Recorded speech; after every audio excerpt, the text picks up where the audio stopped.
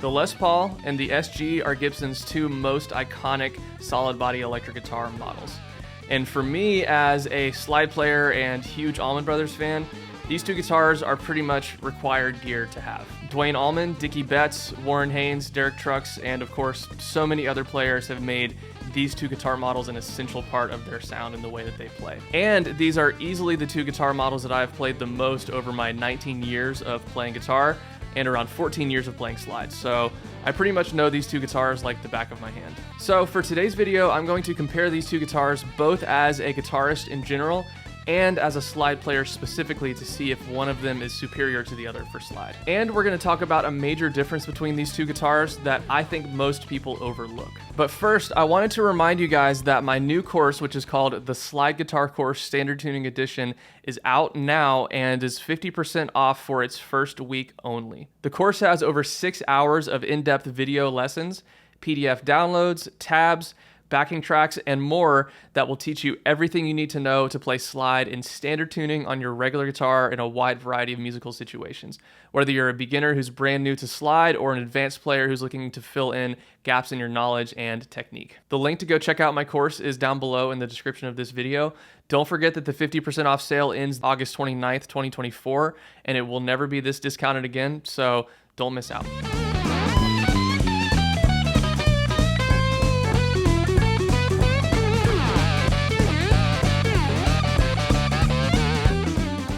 On paper, the Les Paul and SG have a lot of similarities, which makes sense because the SG is literally an evolution of the original Les Paul design. I'm not going to get into the history of it in this video. There's tons of videos out there talking about it, but essentially this was the updated version of the Les Paul in 1961 when it first came out. At least for the Les Paul standard and SG standard models specifically, they both have 2 humbuckers, a 3-way switch, 4 knobs, a 2-pneumatic bridge, 24 3/4 inch scale length.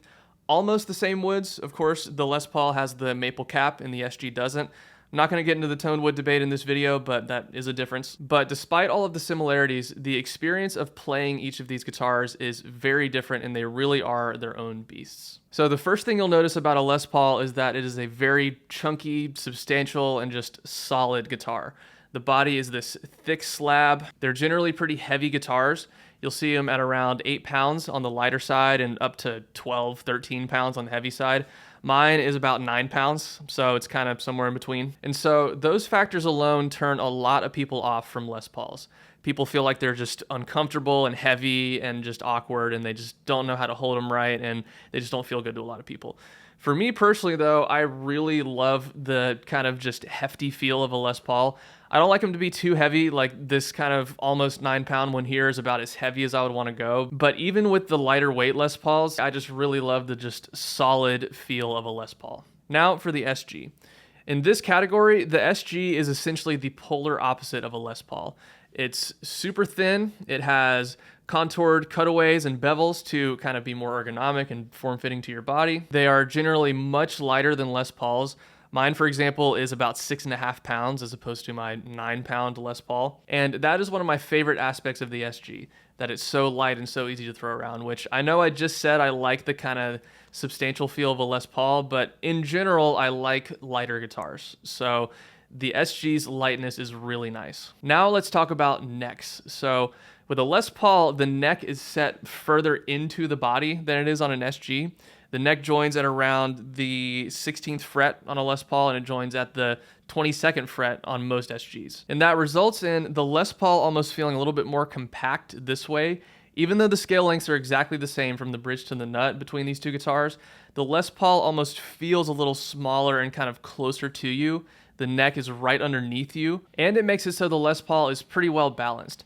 Some of them can be a little bit body heavy, but in general, if you let go of the guitar, it's going to stay pretty much where you left it. It's not going to neck dive, and it's not going to body dive too much. And so when you play standing up, it really feels like it's just there, like the guitar is not going to go anywhere. The main con of having the neck set further in on a single cut guitar like this, though, is, of course, the upper fret access. This big old hunk of wood right here and back here can definitely hinder what you can play on these higher frets up here. It depends on what you're trying to play. If you are up in this kind of like key of A minor pentatonic box, it's It's not that bad, but if you're trying to play the absolute highest frets, like way up here, it can be a bit of a struggle. And same thing with the slide. Playing these highest frets is doable, but it's definitely a bit of a challenge. Still, Duane Allman was able to play some of the greatest slide guitar solos of all time on a Les Paul. If you listen to the songs Statesboro Blues and Done Somebody Wrong from the original 7-song release of the Allman Brothers Band album at Fillmore East, not the deluxe editions, which have other songs that were recorded on different dates, but if you listen to those original versions from at Fillmore East, when he goes and plays those high solos way up here,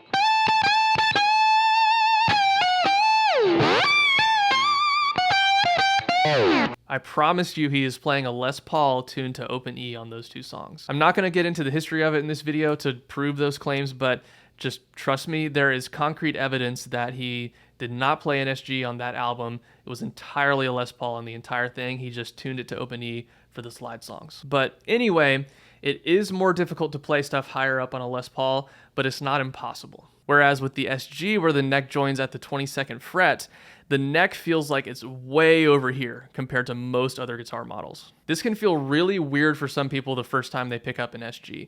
The neck is so far out this way that it almost can make you play 2 frets higher than you meant to. Now, the pros and cons of the SG's neck joining at the 22nd fret and being way out here are pretty much the exact inverse of the Les Paul's pros and cons. The biggest con of the neck being way out here is that SGs, of course, have a tendency to be a little bit neck heavy. What that means is if you let go of most SGs, they tend to fall neck first because, again, the neck is so far out and the body is so light. Different SGs have varying degrees of neck dive based on how heavy the neck wood is, what type of tuners you're using. If you're using Grover tuners, for example, which are much heavier than the classic Gibson Kluson tuners, then they're gonna weigh down the headstock a lot more and it's gonna feel much more neck heavy. And again, a lot of people can't stand this about SGs.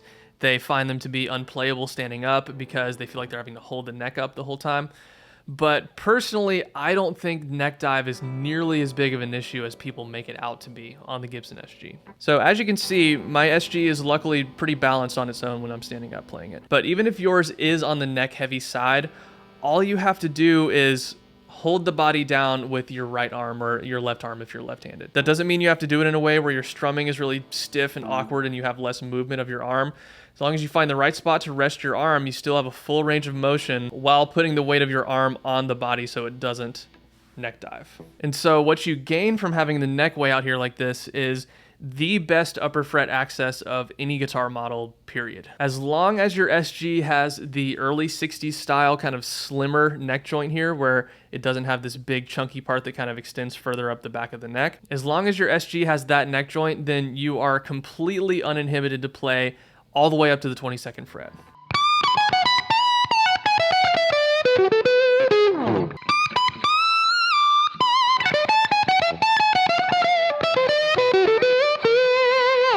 As you can see, you can even go past the fretboard with the slide with nothing obstructing your hand up here. So the SG is unmatched in that regard, if you ask me. Now, finally, let's talk about tone. The general consensus is that the Les Paul is warmer, fuller, punchier, bigger sounding, whereas the SG is brighter, snappier, a little thinner sounding. And while in the most general terms this is true if the two guitars have, say, the same pickups and same hardware and electronics and things like that, then you generally will find that that is the case. And while in general this is true, there's a little bit more to it than that.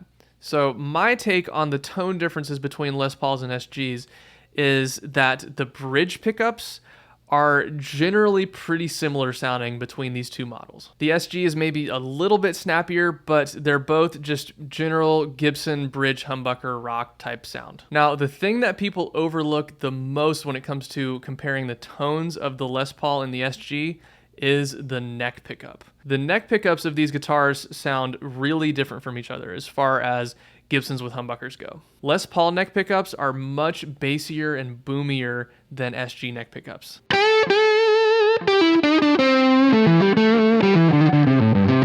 Especially on those lower strings with some overdrive. It very much has that warm, round kind of thing going on, whereas the SG is much tighter and snappier sounding on the neck pickup specifically.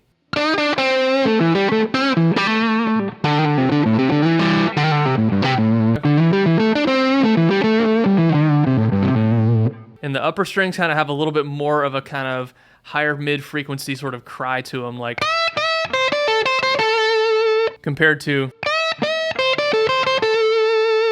the Les Paul has it a little bit, but it's still much warmer and rounder sounding than the SG. Now, the main reason for this is something that people do not notice or talk about when it comes to comparing these guitars, and that is the location of the neck pickup on the body of these two guitars. Take a look at where the neck pickup is located this way relative to the fretboard of the guitar. On the Les Paul, the neck pickup is right up against the fretboard right here. Whereas on the SG, look at this gap right here. There is about 3/4 of an inch between the neck pickup and the bottom of the fretboard, or the neck right here. And again, the difference between here and here is identical on these two guitars.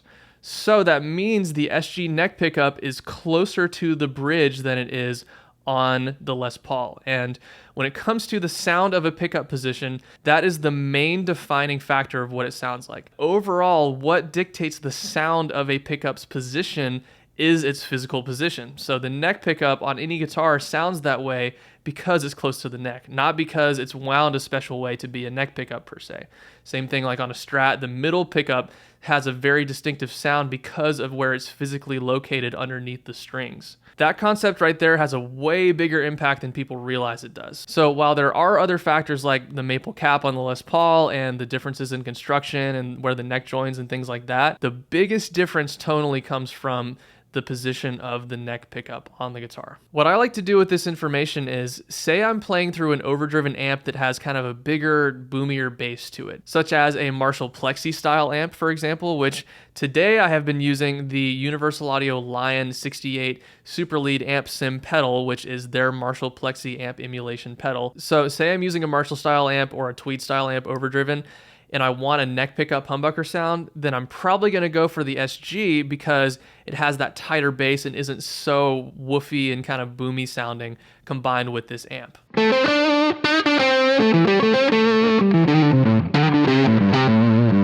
I much prefer that sound over this.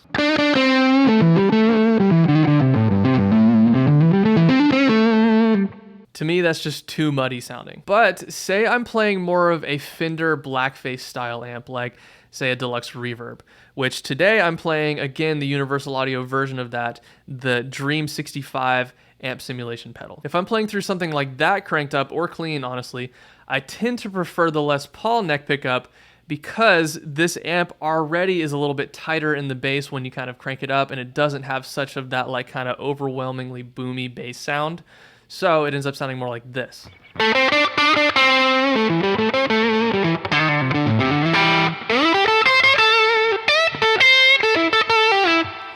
Which that is a great like classic blues overdriven neck pickup sound if you ask me. It's still nice and tight and it's not overly bassy. Whereas the SG neck pickup going into that same amp sounds more like this.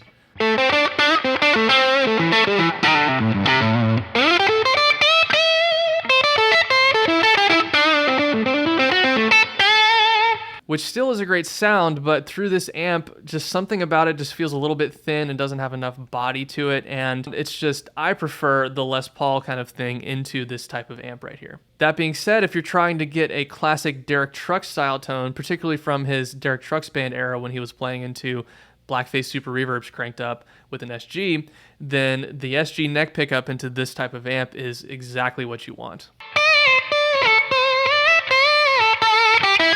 I'm going to do a whole video on how to get the classic Derek Trucks sound at some point, but in general, you kind of have to have an SG neck pickup going into a blackface Fender amp to get that Derek Trucks band tone. So all of those things considered, which one of these is better in general?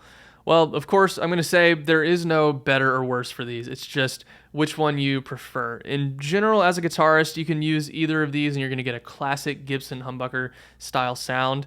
It's just, you have to weigh your options, you have to try them out, see what feels better for you.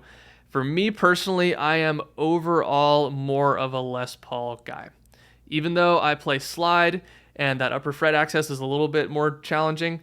Just the feel and the overall sound and just the vibe of Les Pauls just does it for me a little bit more. But I still have a special place in my heart for SGs, and I love them. I can get by with either one and feel comfortable. I've been playing my SG a lot more recently and really digging it, but if I had to pick one personally, I would go Les Paul. Now, which one is better for slides specifically?